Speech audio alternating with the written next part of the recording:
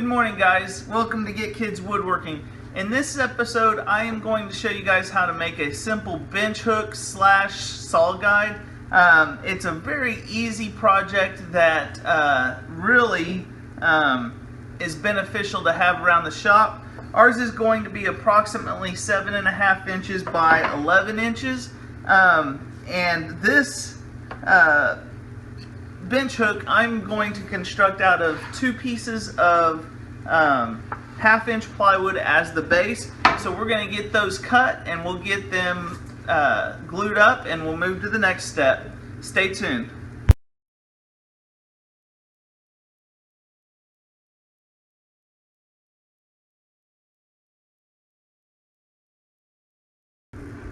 Alright guys, the next step is to go ahead and square up your base once you've glued it together. I got about an 1/8 inch lip that I need to cut off. Things just kind of shifted during glue up.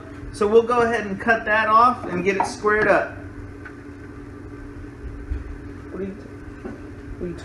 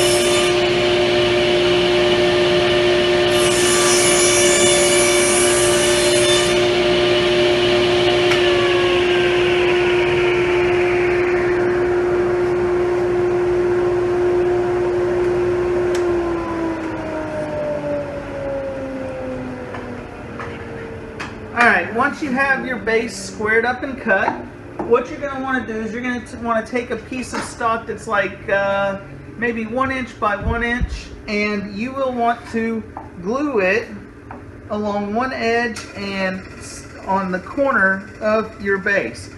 What this will do, this will become the backstop for the sawing. You'll have a 90-degree saw mark and a couple 45s, so this will become the sawing guide.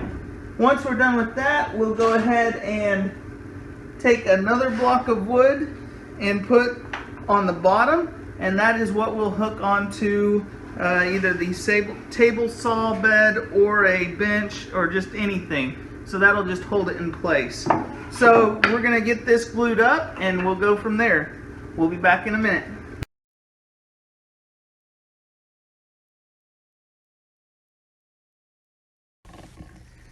Okay guys, as you can tell, we have our hook part of this bench hook, which will go like so when it's all said and done.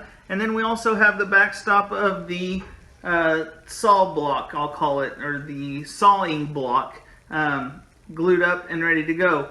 Once this is dry, we'll come in and we'll make our kerf cuts, and this thing will be ready to go. I hadn't built one until recently, and I am thrilled with how it turned out and how useful it is, and that's why I wanted to bring you guys this information today. As far as gluing it up, it doesn't matter if any of this stuff is square to the base or not, because we're going to reference everything. All of our kerf marks are going to be referenced on this piece, so that's the only thing that matters. Anyways, we're going to set this aside and let it glue up, and we'll be back with you to show you how to make the kerf cuts. Alright guys, we got that all glued up. I went ahead and removed the clamps. The next thing we need to do is to make our kerf marks. In order to do that, you're going to take your square and just mark a line using your marking knife. Okay. And while you're at it, if you want to, you could go ahead and do a couple of 45-degree marks. Not necessary. You can keep it as just a 90-degree bench hook if you would like. I kind of like to have the 45s there just to use them on little pieces and stuff. So, once you have that marked, it's quite simple. Go ahead and, I like to, if you're not confident that you're going to make a straight 90-degree cut, go ahead and put your square there and just cut down to the bottom of the back gauge. That's as far as my saw would let me go and keep the square there. So there we have our 90-degree cut. On the 45s, it's the same exact thing. If you mark it deep enough with your marking knife, you can kind of get it started without the guide, and then put your guide up there just to make sure you're staying perpendicular to the base.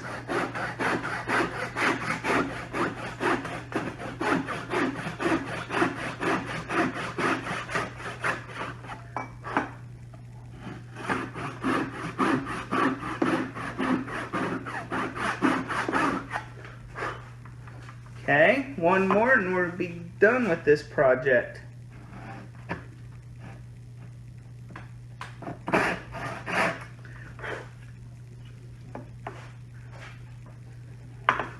This one's going to be a little tricky for you guys to see because it's a little tricky to cut it anyway. It may make it easier if you go ahead and clamp that bench hook to your bench for now.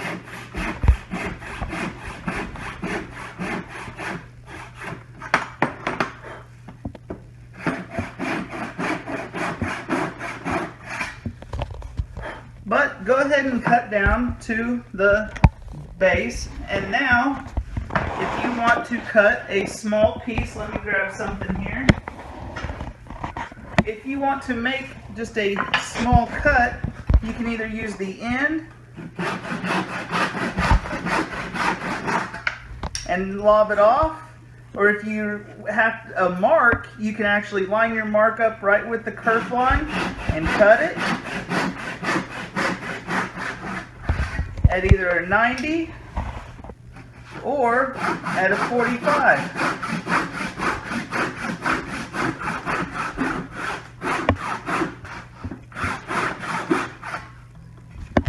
Just like that. All in all, it's a very simple to make workshop jig, very handy, especially if you are just getting into hand tools and you're not confident with your saw skills. So anyways, I would highly recommend you make one. Very simple, very inexpensive, and it really helps out when you're getting started. That's it for this episode of Get Kids Woodworking. I hope you've enjoyed it. If you like it, go ahead and click the like button, subscribe, and share. We'll see you next time. Yo. Thanks for watching.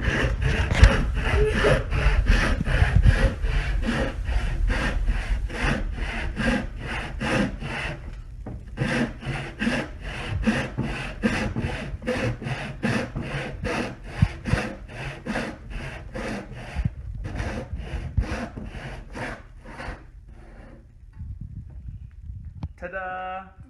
Does that come off? Nope.